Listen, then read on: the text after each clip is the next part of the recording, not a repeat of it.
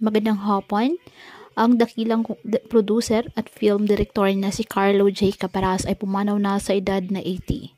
Kilala si Caparas sa mga nilikha niyang Ang Panday, Ang Babaeng Hinugot sa Aking Tadyang, Bakikang Dugong Buhay, Elias Panili, Joaquin Bordado, Kamandag, Lumuhod Ka sa Lupa, Pieta, Tasya Fantasya at Tutoy Bato.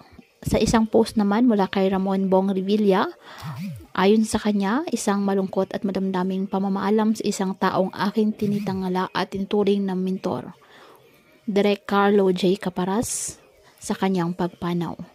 Mula sa aking launching movie na Dugong Buhay hanggang sa Panday, kinilala ko ang lahat ng iyong pangabay, Direk. Hindi ako magiging isang Bong Revilla kung wala ka. We have all lost a great creative mind.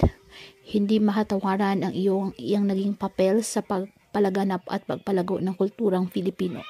Mula sa paglikha ng mga kwento, mga karakter, mga sinubaybayang comics at sa mga pelikula. Our culture is vastly richer because of you. Maraming salamat sa lahat, Direk. Ayon sa kanya.